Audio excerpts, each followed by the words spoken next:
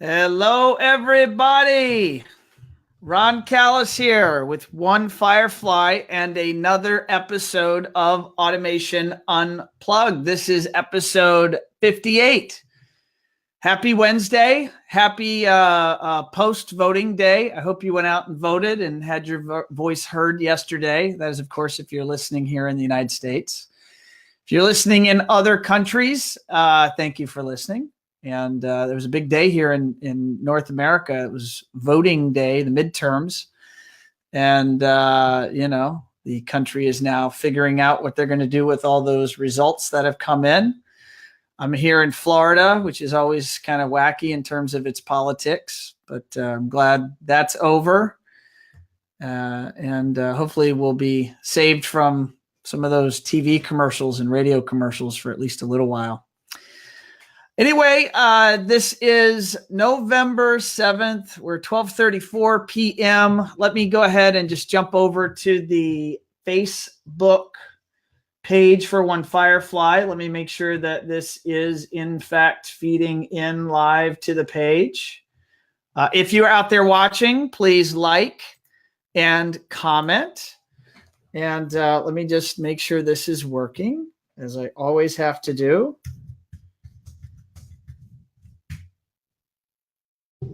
All right, cool. Looks like we are working. Well, I am excited to have here, you can see here in the show art, we have Brad Whitehead from VX Strategy. Let me go ahead and bring in Brad. Let's see if I can make this happen. There we go. Let's bring in Brad. There he comes. Boom. What's up, Brad? Look at that. You're live. So, Brad, have you ever been live on Facebook before? I have not, Ron. It's the first time for me. There you go. Are you an avid Facebooker? Do you use Facebook? My wife is an avid Facebook user. I'm an avid Facebook reader. Okay, so you're scoping out reading content, but you're not very active posting content. Not so much. Right. Usually about my kids or some brief experience, I think. Got it. Well, we are using this new fandangled software here. We're having a lot of fun with it, sometimes too much fun. And we can do fun stuff like this. Look at this. Debbie gives you or me or the show a heart. Thank you, Debbie. All right. Thanks, Debbie. Very nice. Liz gives us a thumbs up. Don't forget, if you are out there, hey, Taylor, thank you, sir. Thanks for watching. And if you're out there, please like the show, like the post, comment. This would be fun. Maybe tell us where you're at, what city and state or country. If you're somewhere other than North America, let us know where you're at. Throw that down there in the comments. And if you're so inclined, if you're watching this live or if you're watching this on replay, please share this. That way we can, help more of our friends see our guests and hear all of this valuable content. Well, let's jump into it, Brad. As I always do, I always love my guests to learn more about you and kind of where you come from. You're currently, I know, doing this consulting business around the traction strategies, which we'll get. I know there's other names for it, and I probably just screwed that up. But okay. We'll talk about all of that and let you get me cleared up there. But tell the audience where you come from, a little bit about your background, if you don't mind. Great.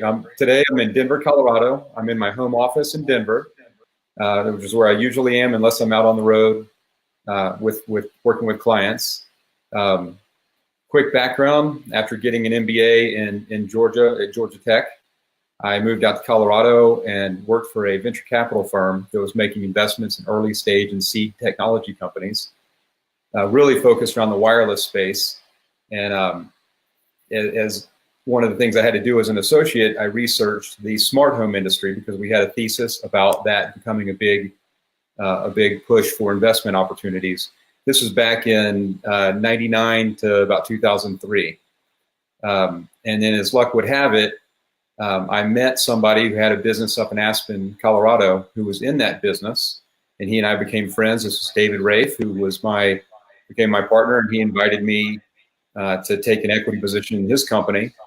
And so I joined him up in Aspen, and we grew that company in 2003 until 2013 from about 2.5 million up to about 14 million in revenue, expanded across the Rocky Mountain West to the resort markets, Aspen, Vail, Steamboat, and Telluride primarily, and did a lot of projects really as a CI integrator, doing quote unquote smart home projects for large scale wealthy people.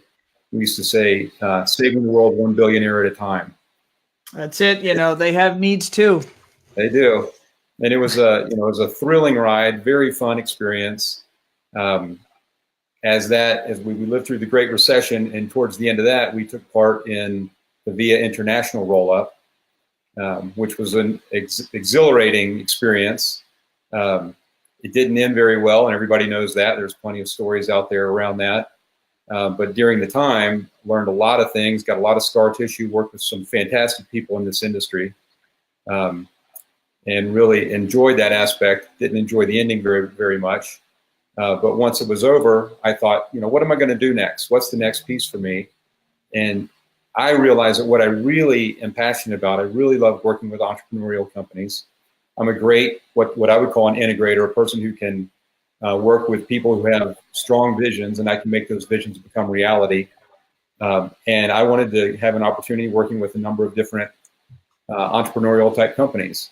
And so that's what I did. I started getting some calls from people because I had a big enough profile in the industry. They thought that I might be valuable. So I set up a little consulting company and started doing some work for them.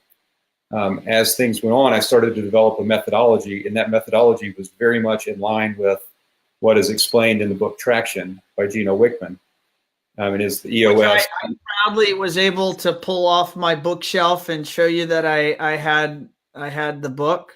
Great book, by the way. This was gifted to me by Mike Beam down at SES Design Group down in Houston.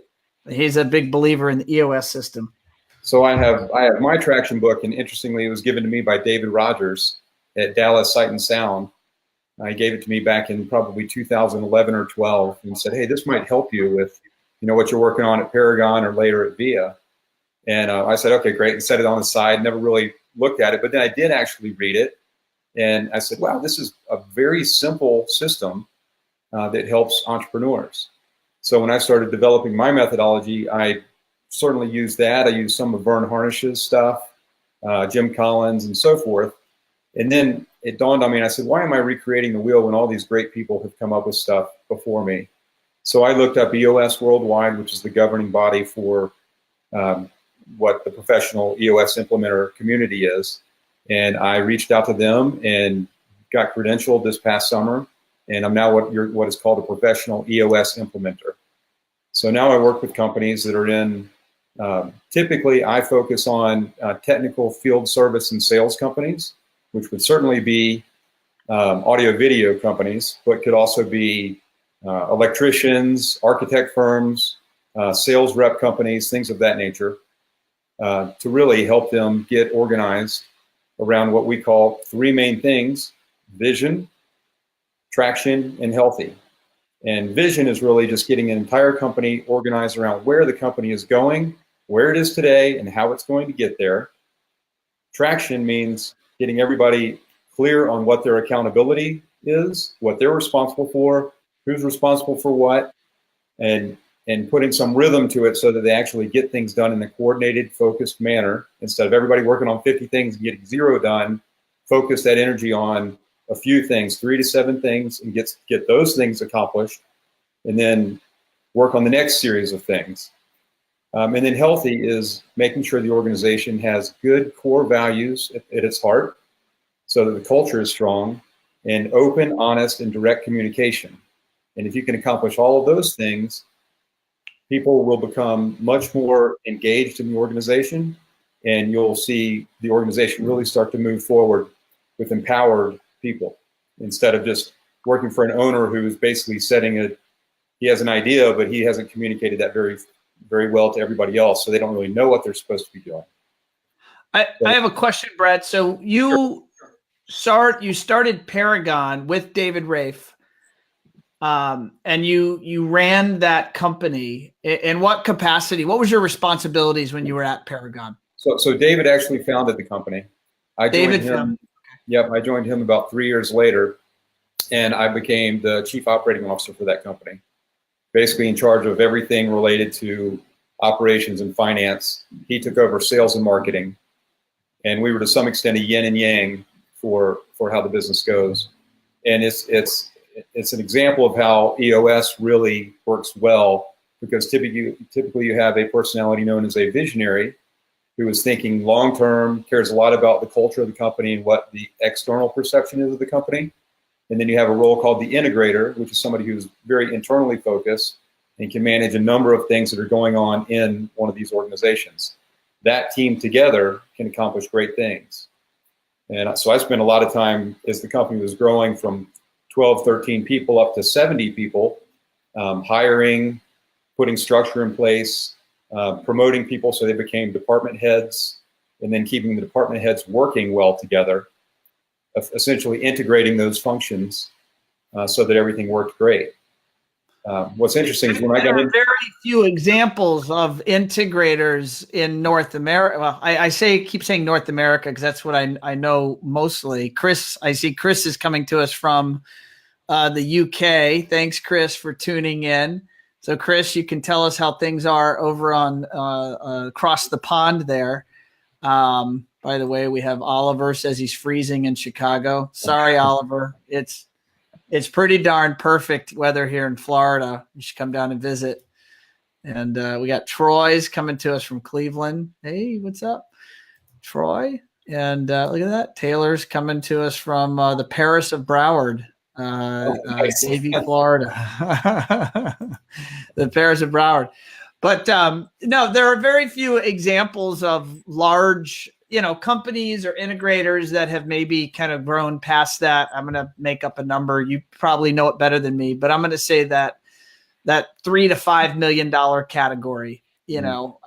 Most of the integration marketplace that I'm familiar with is smaller than that, and I'm going to speculate that that's because of maybe a lack of systems and processes or structure that would facilitate or enable growth. How did you figure out, because this was before you read the Traction book, Sure. right? And this was before you knew of this system of EOS, which I'm a big believer in. I've read the book, and we follow a lot of those principles actually here at One Firefly. But how did you do it? How did you and David grow from 12 guys to 70 people? I mean, what do you attribute that to? Well, a couple of things. Number one, we were the benefit of a booming economy. If you recall, from about 2003 till 2009 or 10, there was a lot of money flowing into the housing market. In hindsight, we all know that some of that was somewhat fictitious money, right? But Sure. that was certainly part of the case. The other thing internally for the company, I enabled David to focus on sales instead of his core skill is sales and marketing, business development. And my core skill is management and finance. So by me taking over that and everybody in the company feeling that like I had the back office covered pretty well, that enabled him and his sales team to go out and focus on driving revenue, which let us open up new markets. So it is, having those two people working together, those two personalities, really can unlock a lot of things for you. When I got into that model around the country, sorry to interrupt. You were making a point. Sure. And I'll address that. When I got in the industry, I thought, hey, this is not that difficult of an industry. You're buying some things, you're selling some things, you install it, you move on. And then it dawned on me, this is a very difficult industry. The custom integrator model is challenging in its own right. And it's challenging because you have a lot of different personality sets that you have to manage to be successful in the company. You have to have construction-oriented people that are running wire in a house, and you have to have programmers who are out there, figuring out how software works, and then everybody in between. You've got a sales team that is getting pressured by builders and architects and designers and their clients, a fickle client base, to say the least, generally working for wealthy people who are used to the world revolving around them a little bit. So all of those things coming together, you have to have processes in place. You've got to build organizational structure, which I was good at doing, and and defining who the leaders are going to be for a department and getting them moving on improving their department and then working better with others. So to answer your question, do I think that it's a standard to have 2 people in leadership? I think if you look at the companies who've been successful in this industry, many of them may still be owned by one person, or they've got shared ownership, but you'll see that one is really focused on external sales and market and business development, and the other is typically focused on internal coordination. And I think it's a worthy model for that. And companies that don't have that, if they have a kind of visionary-led company and they focus on sales, what I would be helping them with is to say, hey, let's recognize that there's an opportunity in your company to have somebody get promoted so that they're coordinating the other facets of the business: design, installation, back office, which would be accounting, contract administration, certainly purchasing, all of those functions that have to work in concert to actually deliver a project profitably. Got it. That makes sense. And ladies and gentlemen, if you're out there watching live, or if you're watching on replay, don't be shy. Post your questions for Mr. Brad. This is a man with a lot of experience and a lot of great skills and offerings. So definitely take advantage here. Post your questions, and I'll put them up on the screen, and we'll have Brad answer them live. So that will be fun. Now, Brad, I wanted to move on just for the VIA thing. You know, I think VIA, you said it was, I think you used some words in the nature of it was very exciting. And I agree. I watched it from the press and the media side of things. Even there for a little bit when Firefly was actually brought in to help with some marketing things, some award entries. And that was, I was super excited to be hired by VIA to do any work. I thought that was the coolest thing. And then, of course, we all know how that ended, and that didn't end so well. What were some of your biggest lessons? Do you have like maybe a couple of takeaways, you know, real good nuggets that you think you learned and you could then apply or offer to others in the industry? So maybe they sure. don't do those things. I think one, did the business model make sense? Yeah, it was starting to make sense for us. We were getting cross-pollination of sales from people who had homes in Texas and also a place in Hawaii and also a place in Colorado, so that we were getting a single client that had multiple locations. That was working out. One of the things I learned is really trust your own sense. You know, I was initially the chief operating officer of that company, and the operational aspects of the company were going okay, but we got to where we weren't able to ship product. And that is, becomes a finance question. And certainly I was looking at the business model just like everybody else and thinking, what's the deal? You know, we have a cash flow problem, not capitalized well enough for the ambitions of the growth that were planned, going after certain things maybe a little too earlier than we should have because it wasn't quite stabilized. All of those things, going back in time and looking at them, and I think about that pretty much every day. Learned a lot in the process, and if I can offer anything back to the industry, it would be to explain some of the things that would be useful to consider before you launch something as ambitious as that. It's kind of a crawl, walk, run kind of thing. You know, get it together and go real slow and get your integration completely figured out, your software in place, really become an efficient operating model first before you think about anything else after that. And I think that would be the one key nugget of wisdom. Really, I'd say that for companies that are in the small side too, you know, when we talk about growth, everybody's always focused on top line revenue growth. But the fact of the matter is, what matters is bottom line growth more than anything else. So if you can build efficiency into your model through better process and systems, ensure accountability for everybody in the organization, and that everybody knows what they're supposed to be doing on a daily basis, that can actually lead to better bottom line growth, which I would submit is the first step before you try to push on sales and marketing.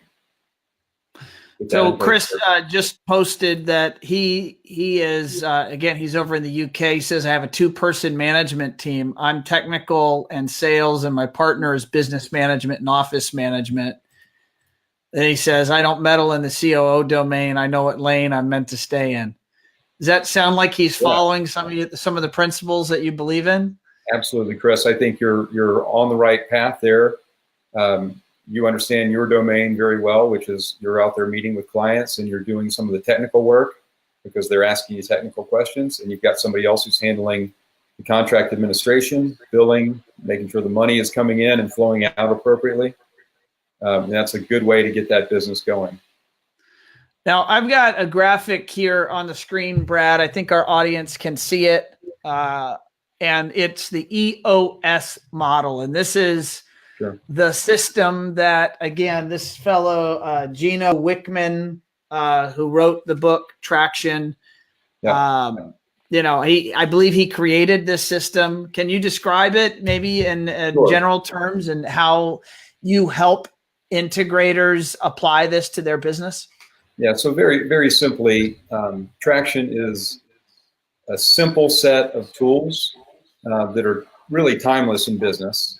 That the model is referencing 6 key components of the business that you want to strengthen to a 100% strong.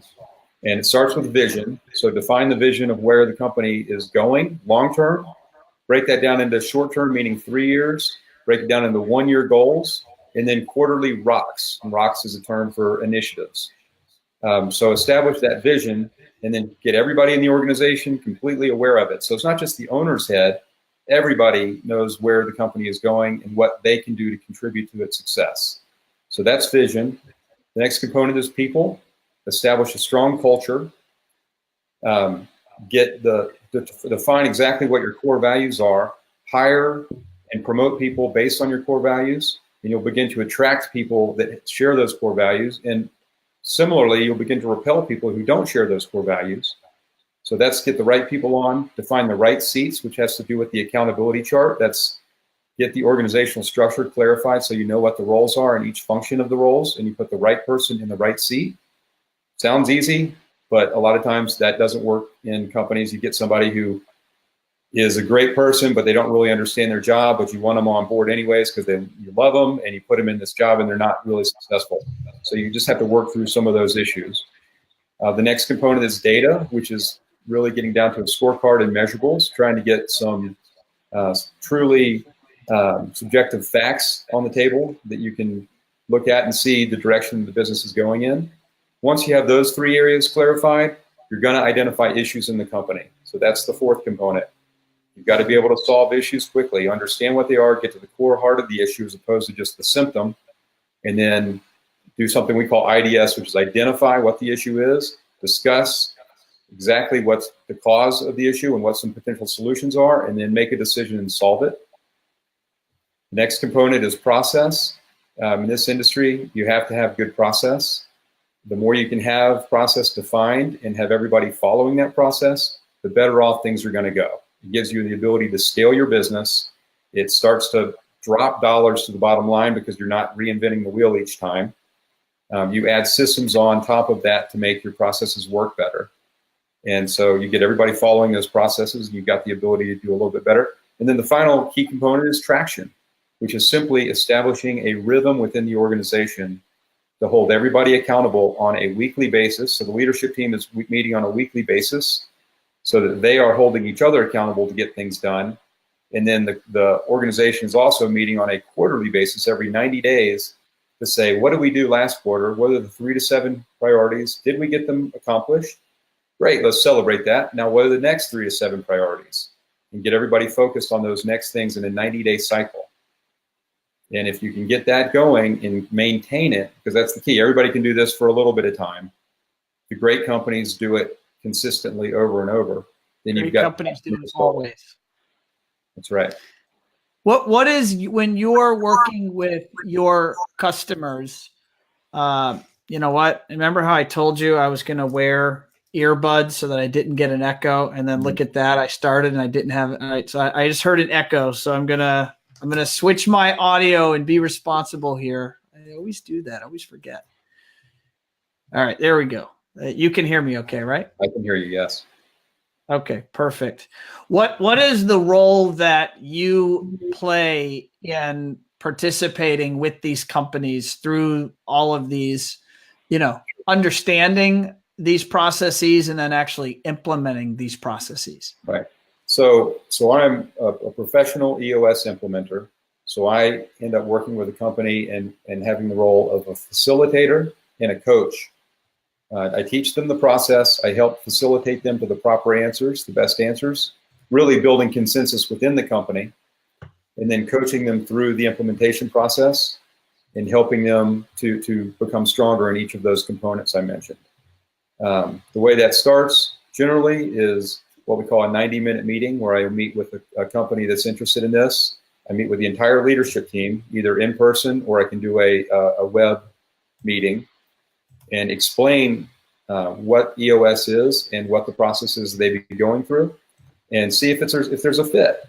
It fits well for companies that are over about 10 people getting ready to go into this departmental organization, and where the owner does not need to be in control of everything all the time. He wants to push some of that control to other leaders in the company.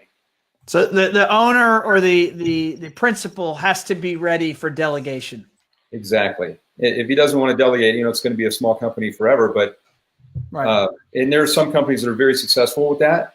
It's just not necessarily the best fit. If you want to have all those problems every day, then that's a different company. What I would tell an owner is that, are you sure that's what you want? Don't you want your company to become worth more money, worth more value? And you can do that by having other people start to take on those roles and diminish your role in the company, but you still own it. You may be serving one of the seats for the company, but you don't need to be serving all of them. Now you've engaged your people who are underneath you, you've empowered them to make decisions. Yes, they're going to make some bad decisions at some point that you're going to wish they hadn't, but that's how they learn and grow and develop. So to the process, that's the 90-minute meeting. We explain that process, and then it goes into 3 critical meetings to establish the foundational tools. One is called the focus day, and then the next 2 are called vision building days. Focus day is getting focused on some key critical priorities that you can address right away and get the company moving better, and establish an accountability chart and an initial scorecard to start tracking some metrics. Vision building is really laying out the core values, core focus, where you want to be long-term, a 3-year picture, 1-year goals, and then the 90-day plan to get there, and getting down into the nitty-gritty details on what you're going to do over the next 90 days to drive the company forward. Once you have all of that stuff established, you move into what we call quarterly pulsing, which is simply every 90 days, every quarter, you have another meeting where the leadership team gets together. Typically, I'm in there facilitating, and I'm doing that with a number of companies right now, where they say, how do we do in the last quarter? What are we trying to do on the next one? What are our major issues? And you're basically just working with the team to come to the right answers. I think the value that I can bring, as opposed to somebody trying to doing that internally, is a lot of times the person who has the skill set to do it internally is the owner of the company. And effectively, instead of him participating with his group of leaders, he's now, to some extent, teaching them or telling them what he wants them to do, and it's almost like marching orders. And so having an external facilitator, I can take him out of that role of being the facilitator for the group, and we can get input from everybody, because really the answer is almost always in the room with a group of people, instead of sitting quietly and waiting for the owner to come up with the answer. What are some examples of companies in our industry that are currently practicing this system that you're aware of, or that you could share? Sure. I make a point not to share my clients' names unless they've specifically said it's okay. And I did not do that before today, but I did provide a class at Azione, and I also did one at HTSA. I did a self-implementation class for a bunch of folks at HTSA. Many of them are implementing EOS and having some great success with it. Some I'm working directly with because they got into self-implementation and said, hey, this is a little harder than we thought. Maybe we should have somebody come in and help us with the facilitation aspect, which is always a great thrill to do that. So I'm working with some guys in both of those groups. I'm actually going to be speaking at one of the ProSource events coming up in at the end of March. So we'll see where that goes to. So how has the transition been for you from operating in these very large businesses in this space, and now you've moved over to the consulting side. What does that feel like, and what has you excited? Well, like I said at the beginning, it's really I'm passionate about working with entrepreneurs. It's a lot of fun working with people who are motivated to see their business get better. And I like to be a part of that and contribute to helping them achieve that. On a personal level, when I was running Paragon and then active in VIA, I literally got 150 emails a day and had to respond to maybe 70 or 80 of them. And not having that pressure personally for me at this stage of my life is a lot better. I work all the time unless I'm not working. So I'm not sitting around doing nothing, but I do get to have a lot more flexibility and spend some time with my family, which I think is great. And that, to me, if I can share that any one thing to a business owner, particularly in the CE space where that business can literally consume you, I want people to understand that there's more to life than just selling the next deal, working the next deal, collecting for the next deal, trying to make another relationship with another architect. The business will consume you if you allow it. So the lesson I want to impart to people is don't let that happen. Trust that you've got good quality people on your team. Elevate them to the right place in your organization. Delegate some of the responsibility off of your plate. You'll end up having a better life. Your company will end up being more valuable. Your people will end up feeling more engaged. What's wrong with any of that? So I love being able to share some of the wisdom I've learned with others and get them to that point. No, for sure. I think that's a good place for us to end, Brad, and some good thoughts for people to think about and consider. I am going to throw back on the screen. Chris is, I think, enjoying this content. He says, "Come to the UK. You should do a class for CDA here." So, and Chris, let me show you how you and the rest of the audience here. Let me see if I can do this. See if we can get this working. There we go, folks. There is Brad's email. What is email the best way for anyone watching or listening, Brad, to get in touch with you? Are there any other methods? Yeah, email is great. Brad at vxstrategy.com. That's Victor X-ray strategy.com.